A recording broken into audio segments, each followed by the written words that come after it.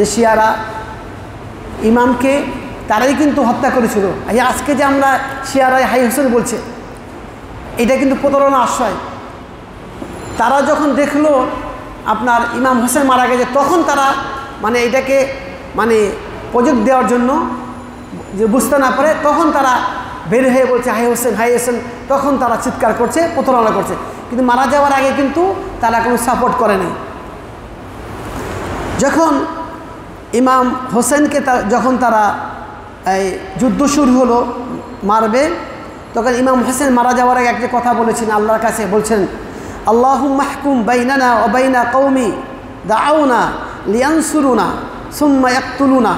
ই আল্লাহ, তুমি আমাদের মাঝে এবং তাদের মাঝে ফয়সালা করো, যারা আমাদেরকে আহ্বান করলো সাহায্য করবো, অথচ তারা আমাদেরকে হত্যা করলো।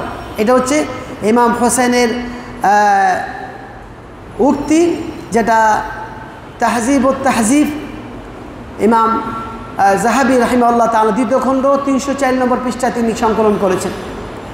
তিনি আফসোস করে বলছেন, যারা আমাকে আহ্বান করলো, নিয়ম হচ্ছে কি আপনি আহ্বান করবেন, তাদেরকে সহযোগিতা করবেন। এই জন্য আব্দুল্লাহ ইবনে আব্বাস বলছিল যে তারা যদি আপনাকে ডেকে চায়, তাহলে তাদেরকে বলুন আপনাদের এখান থেকে রিসিভ করে নিয়ে যাবে। কিন্তু ইমাম হোসেন সরল মনে বিশ্বাস করে চলে গেলেন। যাক, আল্লাহর ফয়সালা। ইমাম হোসেনও সাহাবীদের পরামর্শ নেননি, এবং যাতে করে কুফারা তার সাথে প্রতারণা করেছিল এবং তারা তার সাথে গাদ্দারি করেছিল। এই ঘটনা তারপর ইমাম হোসেন রাদিয়াল্লাহু তাআলা আনহু তার যে এই থেকে শরীর থেকে তার যে গর্দানকে দ্বিখণ্ডিত করছিল, যেটাকে আমরা সীমার বলি, তার পুরো নাম হচ্ছে সীমার বিন জিল শাওশান। এটা করার পর যখন ইমাম ইয়াজিদ যখন শুনতে পারলেন ঘটনা, তখন তিনি ক্রন্দন করলেন, আফসোস করলেন, যে বলল তোমরা তো আমার সাথে পরামর্শ করতে পারতে, আমি কি তোমাদের মারতে বলিনি, তাকে তোমরা আমাদের কাছে নিয়ে আসতে পারতে। এবং এই সম্পর্কে ইয়াজিদও কিছু দুঃখ প্রকাশ করেছেন এবং ইয়াজিদও উক্ত করেছিলেন দুঃখ প্রকাশ করে, যখন তার কাছে নিয়ে যাওয়া হয় তখন তিনি ক্রন্দন করছেন এবং তাদেরকে দুঃখার দিয়েছেন। এবং তিনি যখন মারা যান, মৃত্যু হওয়ার আগে তিনি আফসোস করেছিলেন যে আল্লাহ, তুমি আমাকে পাকড়াও করো না এবং আমার মাঝে তাদের মাঝে তুমি ইনসাফ করো। আমি তাদেরকে মারতে বলি নেই, অথচ তারা মেরেছিল। ইয়াজিদও তাদের সম্পর্কে ইমাম হোসাইনের আফসোস করেছিলেন এবং তিনি দুঃখ প্রকাশ করেছিলেন সে সম্পর্কে। তারপর যখন এই মারা যাওয়ার পর তার যে ছেলে সন্তান ছিল, স্ত্রীদের ছিল, তাদেরকে নিয়ে যখন সিরিয়াতে নিয়ে যাওয়া হলো, তাদেরকে সম্মানের সাথে তিনি রেখেছেন এবং সসম্মানে মদিনাতে তাদেরকে দিয়ে আসছিলেন। এই হচ্ছে সংক্ষিপ্ত ইতিহাস আপনার ইমাম হোসেন রাদিয়াল্লাহু তাআলা আনহু শাহাদাত সম্পর্কে। আমরা দোয়া করছি আল্লাহ রাব্বুল আলামিন যেন যারা ইন্তেকাল করেছেন, আল্লাহ রাব্বুল আলামিন তাদেরকে অবশ্যই যেন জান্নাত দান করেন। তারা তাদের দৃষ্টিতে যুদ্ধ করেছেন, আর যারা তাদের বিরুদ্ধে যুদ্ধ করেছেন নির্ঘাত এটা অন্যায় করেছেন, আর যারা তাদেরকে প্রতারণা করেছেন, আল্লাহ যেন তাদেরকে সেই ফয়সালা করেন যেটা হোসেন রাদিয়াল্লাহু তাআলা আনহু তিনি বলছেন যে আল্লাহ, তুমি তাদের ফয়সালা করে দাও। তা আমরা সেই বিষয়ে আর আগাচ্ছে না, আমরা এখন চলে যাচ্ছি দ্বিতীয় বিষয়, যারা সত্যিকার অর্থে ইমাম হোসেনকে হত্যা করেছে। আজকে তো তারা মায়া কান্না কাটছে আই হোসেন বলে, অথচ দেখা যায় তারাই কিন্তু ইমাম হোসেনকে হত্যা করেছিল। যদি আমি ইতিহাস দেখি, আমরা চলে যাচ্ছি এখন শিয়াদের পরিচয় সম্পর্কে। কারণ এই জন্য আমরা পরিচয় রেখেছি, আজকে আমরা মনে করছি শিয়ারা মুসলমান, দেখবেন তাদের মধ্যে কিন্তু লাফানি বেশি, কিন্তু অ্যাকচুয়ালি সত্যিকার অর্থে তাদের মধ্যে কিন্তু সত্যিকার অর্থে মুসলমানদের যে আকিদা, সে আকিদা কিন্তু তাদের মধ্যে বিরাজমান নয়। আমি যখন মদিনা বিশ্ববিদ্যালয়ে পড়াশোনা করি কুল্লাতুল হাদিসে, আমাদের 3য় বর্ষে তাদের সম্পর্কে আমাদের চ্যাপ্টার ছিল, একটা বই ছিল আর রাওয়াফেজ। তাদেরকে কিন্তু শিয়া বলা হয় না, তাদের নাম হচ্ছে রাওয়াফিজ, অস্বীকারী। আমাদের 6 মাসের একটা ইয়ে ছিল। আমাদের শেখ বলেছিলেন আর রাওয়াফিজ আখবাস মিনাল ইয়াহুদ, যে আপনার রাওয়াফিজ বা শিয়ারা হচ্ছে ইহুদির চেয়ে মারাত্মক। ইহুদি নাসারা তারা স্পষ্ট, তারা মুসলমানদের দুশমন, কিন্তু শিয়ারা মুসলমান নাম ধরে মুসলমানদের বিরুদ্ধে আচরণ করছে। আর বিশেষভাবে আমি যখন মদিনাতে ছিলাম দেখেছি শিয়াদের মূল কি আকিদা, কি আমরা এখন তাদের সম্পর্কে আসি। শিয়া সম্পর্কে আল্লাহ রাব্বুল আলামিন কোরআন মাজিদে কয়েকটি আয়াত, মানে তাদের সম্পর্কে না, শিয়া শব্দটা 3-4 জায়গায় আসছে। সূরা সাফফাতের 83 নম্বর আয়াত, সূরা মারিয়ামের 69 নম্বর আয়াত, সূরা কাসাসের 15 নম্বর আয়াত। ওয়া আন্না মিন শিয়াতিহি, আল্লাহ বলছেন শিয়া মানে সম্প্রদায়, শিয়া মানে সম্প্রদায়। আর শিয়াদের শাব্দিক অর্থ হচ্ছে, শিয়াদের যেটা মূল নাম রাওয়াফিজ বা রাফিজি, এর অর্থ হচ্ছে অস্বীকারী অথবা সম্প্রদায়। শিয়া মানে সম্প্রদায় বা অনুসারী। আর তাদের মূল যেটা নাম রাওয়াফিজ, সেটা হচ্ছে অস্বীকারী। যে তারা সাহাবীদেরকে অস্বীকার করে, তাদেরকে কুফুর বলে, এই জন্য তাদের নামই দিয়েছেন রাওয়াফিজ, যেটা ইমাম হোসেন দিয়েছেন। এখন শিয়াদের যে মূল আকিদা, যেটা আমাদের খুবই জানা প্রয়োজন। অ্যাকচুয়ালি আমিও শিয়াদের সম্পর্কে বাস্তবে জানি নেই, কিন্তু মদিনাতে গিয়ে তাদের বাস্তব দেখেছি। তাদের মূল পরিচয় দেখবেন হচ্ছে তারা ছোট ছোট দাড়ি রাখবে, দাড়ি পুরো শেভ করবে না, একেবারে মিশিং দিয়ে করবে। এবং তারা দেখবেন আবায়া পরবে, এবং তারা পাগড়ি পরবে, যেভাবে শিখরা পাগড়ি পরে, তাদের পাগড়ির ধরনকে ভিন্ন। তারা একসাথে ফেটা করে পাগড়ি পরে, জামাইরা যেভাবে পাগড়ি পরে সেরকম, যেভাবে দেখবেন অনেকটা মিল থাকবে ইয়াদের সাথে, শিখদের সাথে। আর মহিলা দেখবেন তারা বোরকা পরবে, কিন্তু মুখ খোলা থাকে। আমি যখন মদিনা বিশ্ববিদ্যালয় 91-এ যাই, তো প্রথম দিন খুব আগ্রহ যে মদিনাতে যাব, 2 রাকাত নামাজ পড়বো, মন খুব বিকলিত। আমরা রাত্রিবেলা প্লেনে আসলাম, সকালবেলা। তা আমরা প্ল্যান করলাম যে প্রথমে গিয়ে মদিনাতে যাব এবং নবী সাল্লাল্লাহু আলাইহি সাল্লামের যে কবরের সামনে রওজাতুল মিরাজেল, সেখানে নামাজ পড়ব। আমাদের বাস ওখানে নিয়ে গেল। তো ওখানে গিয়ে আমরা রওজাতে গিয়ে 2 রাকাত নামাজ পড়ব। ওখানে আমি গেলাম, গিয়ে দেখি ঘটনাচক্রে একটা লোক আমার সাথে বসছে। সে আবায়া পরা, পাগড়ি পরা, এবং সামনে তার সাথে একটা পার্টি, আপনার মাদুরের যে পার্টি। আমি তো বসছি জানি না। তা আমি ওখানে গিয়ে 2 রাকাত সুন্নাত সে পড়লো, আবায়া দেখলাম নাম, এবং সামনে একটা ইট, আপনার মাটির চাকা। তো বুঝতে পারিনি, লোকটা দেখলাম দেখতে সৌদির মতো মনে হচ্ছে। তো ওখানে 2 রাকাত নামাজ পড়লে নামাজটা ভিন্ন।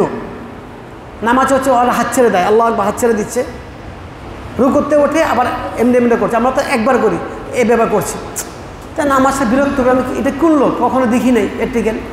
তো দেখলাম সে একটা ছোট মাদুরের মতন বিছালো, এবং সামনে সেজদার সামনে একটা মাটির চাক্কা প্লেন ছোট করে ওখানে সিজদা করছে। তা আমি কি এটা কেমন লোক, ফার্স্টে বুঝি নেই। আবার দেখলাম আমরা রুকুতে ওঠে আল্লাহুম্মা ফিল্লি দোয়া পড়ি, সে লোক দেখি হাতের মধ্যে এইভাবে করছে। তাই আমি বললাম কী করতেছে এটা, বুঝতে পারলাম না। আমি সেই কথা বুঝি নেই।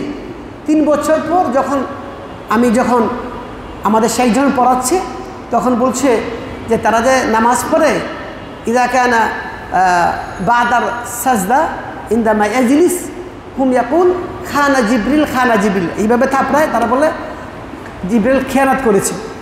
তখন শেখের কাছে শুনলাম, কিন্তু তখন বুঝতে পারিনি, মানে জিবরিল খেয়ানত করেছে। কথা বুঝতে পেরেছেন?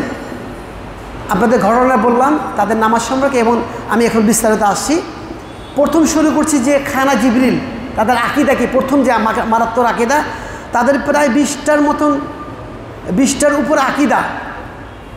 আমি মূল আকিদাগুলো বলছি, জিদুর সময় শট শেখ নুর আলম সাহেব বলবেন, এবং আমি যারা আমাদের লাইভ প্রোগ্রাম দেখছেন দেশ বিদেশে, আমি আপনাদের অনুরোধ করব যে এই বিষয়টি আপনাদের ভালো করে শোনা এবং আপনাদেরকে লাইভ করে দেওয়ার জন্য। কারণ যারা মুনাফিক, নবী সাল্লাল্লাহু আলাইহি ওয়াসাল্লাম বলছেন, আল্লাহ রাব্বুল আলামিন বলছেন ইন্নাল মুনাফিকিনা ফি দারকিল আসফালি মিনান নার, যারা মুনাফিক হবে তারা জাহান্নামে অতল তোলা যাবে। এবং শিয়ারা যে একেবারে মুনাফেক, 100% মুনাফেক, একেবারে কোনো কথা নেই। কারণ যারা ইসলামের ছদ্মবেশে ধরে তাদের যে আকিদাগুলো খ্রিস্টান ইহুদির মধ্যে এত মারাত্মক আকিদা নেই। বলার পর আমি আপনাদেরকে ফিনিশিং চলে আসব। তাদের প্রথম যে আকিদা সেটা হচ্ছে জিবরাইল আলাইহিস সালাম খেয়ানতকারী, বলেন নাউজুবিল্লাহ নিসা। যে জিবরিলকে আল্লাহ বলছেন মুতাইন সাম্মা আমিন, যে জিবরিল হচ্ছে আমানতদারি এবং সে আল্লাহর আনুগত্যশীল। জিবরিল কাজ হচ্ছে প্রত্যেক নবী রাসূলের কাছে আল্লাহর পায়গাম দিবেন। আচ্ছা বলেন তো, জিবরিল যদি খেয়ানতকারী হয় তাহলে কোরআন কি নাজিল হতো?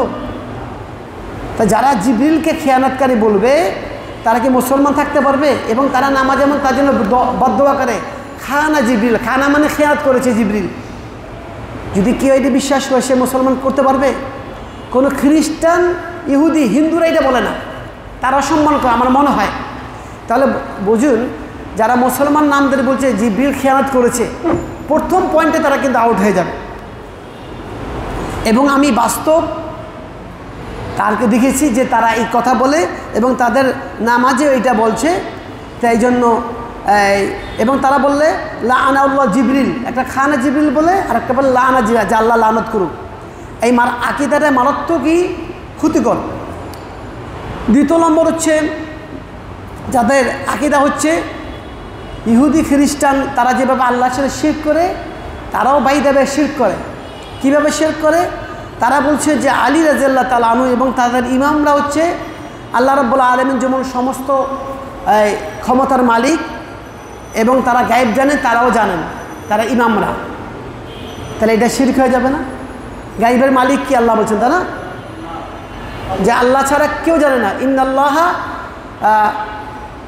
ইনদা ইলমুস সাআ, এবং তারা বলছেন ওমা ইয়ালামুল গায়বা ইল্লাহু, আল্লাহ গায়েব ছাড়া কেউ জানে না। কিন্তু তারা বলছে তাদের যে ইমাম, 12 ইমাম, তাদের ইমামরা শুধু গায়েব জানেন আল্লাহর মতো, নাউজুবিল্লাহ। তাহলে তারাও আল্লাহর সাথে শিরক করছেন। এবং আল্লাহ রাব্বুল আলামিন কোরআন মাজিদে বলছেন ইন্নাহু মাইয়ুশরিক বিল্লাহ, যারা আল্লাহর শিরক করবেন আল্লাহ রাব্বুল আলামিন তাদের জন্য জাহান্নামকে হারাম করে দিবেন। দ্বিতীয় নম্বর হচ্ছে তারা তাদের মূল হচ্ছে ইমাম, 12 জন ইমাম, এবং তারা 12 জন ইমামকে নবী রসুলকে বেশি প্রাধান্য দেয়। তারা বলছেন 12 জন ইমাম হচ্ছে আল্লাহর পক্ষ থেকে সিলেক্টেড, এবং আল্লাহর যে ক্ষমতা 12 জন ইমামও সে ক্ষমতা, এবং তারা 12 জন ইমামে বিশ্বাস। আমাদের যারা মুসলমান বিরুদ্ধে 4টি মাযহাব করেছেন তারা ইমামদেরকে প্রাধান্য দেন, কিন্তু এত প্রাধান্য দেন না। শিয়ারা যেভাবে প্রাধান্য দেন, ঠিক আছে, তাদের আরও বেশি মারাত্মক। তাদের ইমামদের মধ্যে প্রথম হচ্ছে তারা ইমাম আলী রাদিয়াল্লাহু তাআলা আনহুকে বলেন, এবং তারা কিন্তু ইমাম সংযোজন, তাদের দেখবেন তারা বলেন আল ইমাম আলী ইবনে আবি তালেব, কিন্তু আবি তালেবের আগে কিন্তু ইমাম লাগানো ঠিক হবে না। ইভেন কি যে ইমাম হোসেন বলা হয়, এইটাও তাদের লাকাব আমরা যদি বলছি, কিন্তু হাদিসে কিন্তু ইমাম হোসেন নাই। হোসেন রাদিয়াল্লাহু তাআলা আনহু শুধু হোসেন। তাহলে তাদের সূচনা হচ্ছে 1 নম্বর হচ্ছে আলী রাদিয়াল্লাহু তাআলা আনহু, দ্বিতীয় নম্বর হচ্ছে তার ছেলে হাসান, তৃতীয় নম্বর হচ্ছে হোসাইন, চতুর্থ নম্বর হচ্ছেন হোসেনের ছেলে আলী বিন হোসেন, যাকে জাইনুল আবিদিন বলা হয় তাদের। 5 নম্বর হচ্ছে মুহাম্মদ বিন বাকের, যাকে আবু জাফর বলা হয়। তারপর হচ্ছে 6 নম্বর হচ্ছে জাফর বিন মোহাম্মদ সাদেক। 7 নম্বর হচ্ছে মুসা বিন জাফর আল কাজিম, যারা উপনাম হচ্ছে আবুল হাসান আল আউয়াল। 8 নম্বর হচ্ছে আলী বিন মুসা রিদা, যার লাকাব হচ্ছে আবুল হাসান সানি। 9 নম্বর হচ্ছে মোহাম্মদ বিন আলী আল জাওয়াদ, যাকে আবু জাফর বলা হয়। 10 নম্বর হচ্ছে আলী বিন মোহাম্মদ আল হাদি, যাকে আবুল হাসান সালিস বলা হয়। 11 নম্বর হচ্ছে আল হাসান বিন আলী আসকারি, যাকে আবুল মাহাদি বলা হয়। এবং 12 নম্বর হচ্ছে মোহাম্মদ বিন হাসান আবুল কাসেম, এবং তিনি এখনও তাদের দৃষ্টিতে জীবিত আছেন, এবং তিনি শেষ ইমাম। তারপরে তাদের ইমামের কিন্তু শেষ নেই, এবং তাদের যে শেষ ছিল আলী আল খামেনি, এবং বর্তমান যে আছেন রুহুল্লাহ, কি জানি রুহুল্লাহ, তাদের মেইন যেমন আমরা বড়দেরকে খতিব বলি বা তাদেরকে কি বলি বিভিন্ন আল্লামা বলি, তারা বলছে রুহুল্লাহ বলে, মানে আল্লাহর রুহ। এই বর্তমান যে ইরানে আছে তার নাম কি? আলী খামেনি রুহুল্লাহ, কি জানি নাম। এবং তাদের ইমাম অনেক, তারা 12টি ইমামকে মানে, এবং তারা ইমামকে কীভাবে মানে, ইমাম রসুলকে বেশি প্রাধান্য দেয়। কেউ যদি রসুলে বেশি প্রাধান্য দেয় তারা কি মুসলমান থাকতে পারবে? তারপর 3 নম্বর হচ্ছে যে তারা 3 নম্বর হচ্ছে যে তারা আবু বকর, ওসমান, ওমর তাদেরকে তারা বকা দেয় এবং কাফের বলে, নাউজুবিল্লাহ মিন যালিক। অথচ নবী সাল্লাল্লাহু আলাইহি ওয়াসাল্লাম বলেছেন, লা তাসুব্বু আসহাবি ফাইন্না আহাদুকুম আনফাকা মিসলা যাহাবি উহুদিন, যে তোমরা যদি আমার সাহাব বকা দিও না। তোমরা যদি উহুদ সমতুল্য পাহাড়, উহুদ পাহাড়তে দেখছেন লম্বা 8, প্রশস্ত প্রায় 3 কিলো, 3 8 24 কিলো, এই উহুদ পাহাড় সমতুল্য যদি আল্লাহ পথে খরচা সমতুল্য করো, তারপরও আমার সাহাবিদের 1/2 কেজি সমতুল্য আমলও তোমরা করতে পারবে না। সেই সাহাবিদেরকে তারা বকা দেয় এবং কি তারা বলে যে আবু বকর, ওমরকে বকা না দিয়ে তারাও কাফের, নাউজুবিল্লাহ মিন যালিক। আচ্ছা বলেন দেখি, কোনো ইহুদি খ্রিস্টান সাহাবিদের বকা দেয়?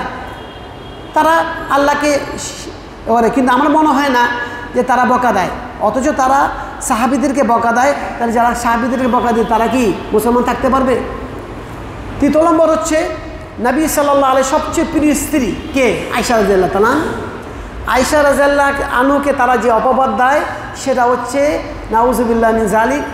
আয়েশাকে বলছেন যে তিনি হচ্ছেন জানিয়া, নাউজুবিল্লাহ। তাহলে যে মোহাম্মদের স্ত্রীকে জানিয়াকে বলে, তাহলে মোহাম্মদকে অপমান করা হবে না? ইভেন কি যারা তার যে ইমামকে মানে আলী তো অপমান করা হবে, তাই না? যদি আলী শুনে যে আমার আম্মাজিকে মানে শাশুড়ি হয়, আবার আবু বকরের মেয়ে হয়, তাহলে তারা কি ভালোভাবে নিবে? মনে কি আপনি আমাকে মানেন কিন্তু আমার স্ত্রীকে অপবাদ দেয়, আমি কি রাগ করবো না? তাহলে তারা দ্যাট মিনস নবী সাল্লাল্লাহু আলাইহি ওয়াসাল্লামকে অপমান করা হচ্ছে। তাহলে যারা আয়েশার প্রতি এই খারাপ মন্তব্য করে তারা মুসলমান থাকতে পারবে? আমার সাথে মদিনাতে একটা ছেলে পড়তো, তা আমি তাকে ফার্স্টে বুঝতে পারিনি। পরবর্তী তার সাথে সম্পর্ক হওয়ার পর তিনি আমাকে বললেন যে আমি কিন্তু আনা মিন শিয়া আল ইসমাইলিয়া, শিয়াদের অনেক পড়া, তার মধ্যে ইসমাইল একটা, যেটা আমাদের এখানে দেখবেন আগাখানি যারা আসে ইস্পাহানি, তারা ইসমাইল সম্পর্ক অনেক পয়সাওয়ালা আগা খান। তে কথা প্রশ্ন তার সাথে আলাপ করলো, বললো আমাদের মধ্যে কোনো নিষেধ নেই, যে কাউকে বিয়ে করতে পারে, কোনো মাহারাম নেই। যেমন আমাদের আপনার খালাকে, ফুফুকে বিয়ে করতে পারবেন না, তাদের কোনো বাধা নেই এবং তাদের কোনো লিমিট নেই। যেমন মুসলমানরা 4টি বিয়ে করতে পারেন, তাদের কোনো তার কথা থেকে, এবং এইখানেও তাদের যে আকীদা তাদের মধ্যে কোনো নিষেধ নেই, যে কাউকে বিয়ে করা যাবে নাউজের। তাহলে যদি আপনি ইসলামের একটা ভায়োলেট করেন তাহলে আপনি মুসলমান থাকতে পারবেন? নাউজুবিল্লাহ। অনুরূপভাবে তাদের আকীদা হচ্ছে যে কোরআন 30 পারা না, কোরআন হচ্ছে 90 পারা, এবং আরও যে 60 পারা আছে লুকায়িত আছে, এবং কোরআনের মধ্যে অস্পষ্ট, কোরআনের যে বিধানগুলো স্পষ্ট না, এবং কোরআনের মধ্যে অনেক আছে, নাউজুবিল্লাহ। অথচ আল্লাহ বলছেন যালিকাল কিতাবুল, আর এখানে কোনো সন্দেহ নেই। তাহলে কি তারা মুসলমান থাকতে পারবে? তারপর হচ্ছে তাদের নিকট যেটা আরও মারাত্মক আকীদা, যে কোনো মেয়ের সাথে কন্ট্যাক্ট বেস বিবাহ, এটা কিন্তু হারাম। যেহেতু আগে প্রথম জায়েজ ছিল, এটা নেবে নিকাহ, যেটা নিকায় মোতা বলা হয় খুনিকের জন্য। অথচ তাদের নিকটে যে মোতাবিয়া মানে কন্ট্যাক্ট বেসে বিয়ে করা, এটা ফজিলতের, এবং তারা হচ্ছে যে কোনো মেয়ের যে বিয়ে হয়, বিয়ের আগে তার সাথে কন্ট্যাক্ট বেসে বিয়ে দেয়, এবং তারা ফজিলত মনে করে, এবং তারা মনে করে কেউ যদি কোনো মেয়ের সাথে যে সঙ্গম করে বা কন্ট্যাক্ট বেসে, তাহলে সবের কাজ, নাউজুবিল্লাহ। অথচ আল্লাহ বলছেন ওয়ালা তাকরাবুজ জিনা, তোমরা জিনার কাছে যেও না, আর জিনা হচ্ছে কাবিরা গুনাহ। তা তাদের এই আকীদা হচ্ছে। আরেকটা হচ্ছে যে আমরা যে কালিমা পড়ছি লা ইলাহা ইল্লাল্লাহ মুহাম্মাদুর রাসূলুল্লাহ, তাদের কালিমা হচ্ছে লা ইলাহা ইল্লাল্লাহ আলিয়্যু ওয়ালিয়ুল্লাহ। দেখবেন ইউটিউবে সার্চ দিবেন, দেখবেন কালিমা আছে। তৃতীয়ম আরও হচ্ছে তারা যে আযান ইকামত দিচ্ছেন, আমরা করি আশহাদু আল্লা ইলাহা ইল্লাল্লাহ আশহাদু আন্না মুহাম্মাদুর রাসূলুল্লাহ, তাদের আযান দেবেন আশহাদু আন্না আলিয়্যু কালিমুল্লাহ বা আলিয়্যু ওয়ালিয়ুল্লাহ, যে আলী হচ্ছে আল্লাহর ওলি। এটাকে আলীকে সম্মান করা হচ্ছে? তাদের আযান দেখবেন, এবং তাদের ইকামতে একই। তারপর তাদের আকীদা দেখবেন, তাদের নামাজের সাথে ইসলামের কোনো মিল নাই। তারা যেভাবে নামাজ পড়ে হাত ছেড়ে পড়ে এবং তারা এইভাবে হাত করে এবং তাদের প্রত্যেক আপনার সিজদার সামনে কারবালা মাটি থাকে, তারা মনে করছে কারবালা মাটি ছাড়া সব নাপাক, ইভেন কি মক্কার ঘরও নাউজুবিল্লাহ মিজা, মক্কার ঘরেও তারা নিয়ে যায় কি আপনার কারবালা মাটি নিয়ে। আমি বাস্তব দেখেছি, দেখবেন লম্বা এইভাবে মনে করেন, এইভাবে পাতল, এইভাবে অর্ধেক এটা নিয়ে সিজদা করে নাউজুবিল্লাহ। তাহলে তারা কি মুসলমান থাকতে পারে? অথচ নবী সাল্লাল্লাহু আলাইহি ওয়াসাল্লাম বলেন এই দুনিয়া কুল্লুহা মুতাহহারা, সব জমিন পবিত্র, যেখানে নামাজ হবে। অথচ তারা বাইতুল্লাহর যে ঘর, যেখানে এক রাকাত পড়লে 1 লক্ষ, সেখানে জমিনও নাকি নাপাক, নাউজুবিল্লাহ মিজা। অর্থাৎ কারবালা মাটি ছাড়া তোর না পাক নাই, নাউজুবিল্লাহ মিজা। তো এইভাবে তাদের অনেক পার্থক্য। আরেকটা হচ্ছে তাদের একটা আকীদা হচ্ছে তাকিয়া। তারা একটা বলে মানে তাকে বলা হয় মিথ্যার আশ্রয় নেওয়া, মানে আপনি ভান করতে পারবেন, আপনি টেকনিক অবলম্বন করতে পারবেন, যে কোনো আপনি চেঞ্জ করতে পারবেন, মানে মিথ্যা আশ্রয় নেওয়া। হ্যাঁ, যেটাকে প্রতারণা বলা হয়। আপনি যদি ইচ্ছা করা মিথ্যা কথা বলেন কোনো ইয়ে হবে না, ইচ্ছা করা যদি আপনি ভিতরে একটা বাহিরে একটা, তাকে বলে তাকিয়া, তাহলে কোনো অসুবিধা। এই জন্য তারা ভিতরে একটা, প্রথমে তারা উপরে বলে মুসলমান, কিন্তু ভিতরে তারা ইসলামের সম্পূর্ণ বিরোধী। আর একটা হচ্ছে তাদের নিকট যে কোনো মহিলার সাথে সংযম করা যাবে, তাদের জায়েজ, নাউজুবিল্লাহ মিন যালিক। আর একটা তাদের আকীদা হচ্ছে রাজঈয়া, যেভাবে হিন্দুরা বলে যে মৃত্যুর পর মানুষ আবার জীবিত হবে, তাদের আকীদাও মানুষ মারা যাওয়ার পর আবার জীবিত হতে পারে। আর একটা হচ্ছে আকীদা হচ্ছে যে তারা মনে করছে যে তাদের ইমামদের মাটি হচ্ছে সে পবিত্র মাটি, এবং ইমামের এই মাটিগুলো যে নিয়তে যদি সে শরীরে মাখায় বা খায়, তাদের জন্য খুবই পবিত্র। এইভাবে তাদের অনেকগুলো আকীদা রয়েছে এবং এগুলো ব্যাখ্যা সাপেক্ষে, কারণ এই বিষয়গুলো প্রত্যেকটা তাদের যুক্তিসঙ্গত দলিল সহকারে রয়েছে। যদি সময় সাপেক্ষে আমি শুধু এইগুলো বললাম, ইনশাল্লাহ আমরা সময় পেলে আমরা একটা বিষয় নিয়ে আলোচনা, এটা জানা প্রয়োজন। অথচ দেখুন আমাদের দেশে যারা ইসলামী হুকুমত কায়েম করতে চায় বড় বড়, তারা কিন্তু তাদের ওখানে চলে যায় এবং তাদের অনুষ্ঠানগুলোতে যায়। আমাদের বড় বড় ইয়া ছিলেন, নাম বলবো না, আমাদের এক ইয়া ছিলেন, আমাদের নাম করা একজন ছিলেন, তারা ইরানের অনুষ্ঠানে গেতেন আগে, এখন কিছু চেঞ্জ হচ্ছেন। তাদেরকে যারা কাফের মুশরিক সেভাবে মূল্যায়ন করা দরকার। তাই জন্য আমি মনে করছি যারা শিয়া সম্প্রদায় রয়েছে তারা নির্ঘাত মুসলমান না, শিয়াদেরকে কেউ যে মুসলমান বলবে তারাও কাফের হয়ে যাবে, ইমানের ইয়ে হবে। তাই জন্য তাদেরকে চিহ্নিত করা দরকার। দেখবেন আমার সাথে সৌদি আরবে এক চাকরি করেছে, সে বলছে এখানে যে শিয়াদের কিন্তু অনেক মদিনাতে শিয়া আছে, তাদের নামাজ কিন্তু ভিন্ন, এবং তাদের নামাজ কিন্তু আপনার পড়তেও দিবে না, ভিন্ন নামাজ। এবং তারা করে আরেকটা হচ্ছে যে আমরা যেমন ফজর, জুহুর, আসর, মাগরিব, ইশা, কিন্তু তারা করে না, তারা করছে ফজর একবার পরে, জুহুরের সময় আসর একসাথে পড়ে, মাগরিব, ইশা একসাথে পড়ে। আপনি এটা কখন করতে পারেন? সফর অবস্থায় থাকে, তারা প্রত্যেক অবস্থায় কিন্তু 3 ওয়াক্ত নামাজ পড়ে। আর একটা হচ্ছে আমরা যেভাবে উজু করার সময় পা ধুই না, তারা কিন্তু পা মাসে করে। উজু হবে, কথা বুঝতে পারছেন? তারা পা মাসে করে, তারা কিন্তু পা ধৌত করে না, এবং তারা অপব্যাখ্যা করছে ফামসাহু বিরুসিকুম ওয়া আরজুলাকুম, তারা ফামসাহুর সাথে আত করে তারা পাওটাকে মাসে করে। এইভাবে তাদের অনেক মাসলা, ইখতিলাফি মাসলা। আল্লাহ রাব্বুল আলামিন শিয়া সম্প্রদায়কে হিদায়াত দান করুন, এবং তারা যে মুসলমান না, যারা মুসলমান আমরা আছি তাদের চিহ্নিত করা প্রয়োজন, এবং তাদের সাথে কোনো সম্পর্ক করা যাবে না। আমাদের বাংলা দুয়ার এবং নাজিরবাড়ির কয়েকটা ছেলে, 2-3টা ছেলে সম্ভবত শিয়া হয়ে গেছে। আল্লাহ তাদের হিদায়াত দান করুন। এই ওমর ফারুক, মেশক আলম ভাই চিনবেন, এবং তারা কয়েকবার আমাদের দাওয়াত দিয়েছেন। তাদের এমন অবস্থা, তাদের সাথে আপনি বসতে গেলে আপনার মাথা নষ্ট হয়ে যাবে। এবং ইদানিং দেখবেন তাদের অনেক মেয়ে আছে, মুসলমানদেরকে বিয়ে দিয়ে তাদেরকে শিয়া করছেন অর্থ দিয়ে, এবং তাদেরকে সাপোর্ট করছেন ইহুদিরা। আপনার ব্রিটেন বলেন, আমেরিকা বলেন, অ্যাকচুয়ালি আমেরিকা কিন্তু শিয়াদের বিরোধী না, তাদের কিন্তু সাপোর্ট করছে।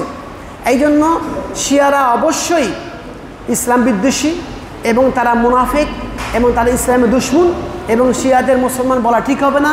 এবং তাদের কেউ যদি মারা যায় তাদের জন্য আমাদের ইন্না লিল্লাহ পড়া উচিত হবে না। এই যে প্লেন অ্যাক্সিডেন্ট হয়ে মারা গেছে, তাদেরকে অবশ্যই তাদের জন্য আমাদের দোয়া করা অবশ্যই উচিত হবে না। আমরা মুসলমানদের দোয়া করব, আল্লাহ যেন আমাদেরকে এই বিষয়ের উপর বুঝার এবং উপলব্ধি করা তৌফিক দান করুন। এভাবে যারা ইসলাম বিদ্বেষী আল্লাহ যেন তাদেরকে সেভাবে তাদেরকে শিক্ষা দান করেন এবং আল্লাহ রাব্বুল আলামিন যেন আমাদের ইসলামকে রক্ষা করে।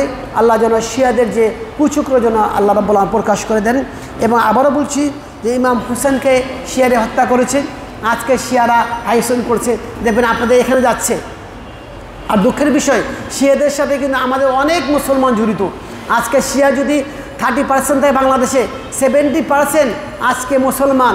আপনি চকে যাবেন, লালবাগ যাবেন, ইভেন কি আপনাদের কষেরটুলির মধ্যে অনেক দেখবেন, ফরাজগুঞ্জ যাবেন আপনার এইভাবে। আর ওখানে মোহাম্মদপুর তো তাদের শিয়াদের অনেক মসজিদ আছে। এগুলো সতর্ক হবেন। কোনো যদি মুসলমান এগুলো করে থাকেন অবশ্যই আপনাদের সতর্ক হতে হবে, কারণ আপনার আমার আমল একটুতে নষ্ট হয়ে যেতে পারে। আপনাদের জন্য আমরা একটা বই করেছি, বইগুলো নিয়ে যাবেন এবং এগুলো বিতরণ করবেন এবং চেষ্টা করবেন আপনাদের ওই সমস্ত যে সমস্ত মসজিদে খতিব আছে তাদেরকে এই বই দিয়ে আপনাদের নুসরত করবেন। এবং আমি একটা প্রস্তাব দেব, যদি আপনাদের মধ্যে সহযোগিতা করেন, আমরা যে বইটা ছাপিয়েছি আশেপাশে যেগুলো মসজিদ আছে লালবাগ, কষাইটুলি সহ প্রত্যেক মসজিদে এই শুক্রবার আগেই 4-5টা করে বই ওগুলো দিবেন। আমার মনে হয় যে সমস্ত এলাকাতে এগুলো করে সে সমস্ত খতিবরা যদি সোচ্চার হয় তাহলে কিন্তু তাদের মুসলমানরা কমবে করতে পারে না। আমার মনে হয় এইদিকে হয়তো বা তাদের মধ্যে কমতি রয়েছে। তাই জন্য আপনারা সহযোগিতা করবেন। আপনারা বই নিয়ে বিভিন্ন এলাকা মসজিদের ইমাম খতিবদেরকে বলবেন যে আপনারা আগামী শুক্রবার, তারপরে শুক্রবার তারা যে শিরক বেদাত করছে এই সম্পর্কে বলার জন্য আল্লাহ আমাদের তৌফিক দান করুন। ওয়াসাল্লি ওয়াসাল্লিম আলা নবিয়িনা মুহাম্মদ ওয়া আলা আলিহি ওয়া আসহাবিহি আজমাইন। আর একটি হচ্ছে, আপনারা সবাই জানেন ইনশাআল্লাহ আমরা আগামী বৃহস্পতিবার এখান থেকে যাব। আপনারা যারা যাবেন বসবেন, ইনশাআল্লাহ আপনাদের সম্পর্কে এই ব্যাপারে আলোচনা হবে।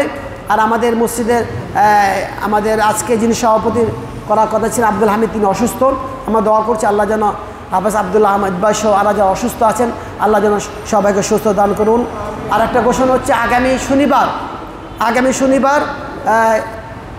শনিবার আপনার বাংলাদেশ জামে মসজিদে আল-হাদিস তাবলীগ ইসলামের পক্ষ থেকে এই মুহররমের করণীয় বর্জনী সম্পর্কে শামসুর রহমান আজিজ সে আলোচনা করবেন। আপনারা ইনশাআল্লাহ সেখানে যাবেন। আর আমি অনুরোধ করব আমাদের সোহেল ভাইকে সেখানে লাইভ প্রোগ্রাম করার জন্য, কারণ এগুলো বেশি প্রচার করার জন্য। হতে পারে আপনারা আমার এই ভিডিও ক্লিপ দেখে তারা হিদায়াত হতে পারে। আল্লাহ আমাদের তৌফিক দান করুন। আসসালামু আলাইকুম ওয়া রাহমাতুল্লাহি ওয়া বারাকাতুহু।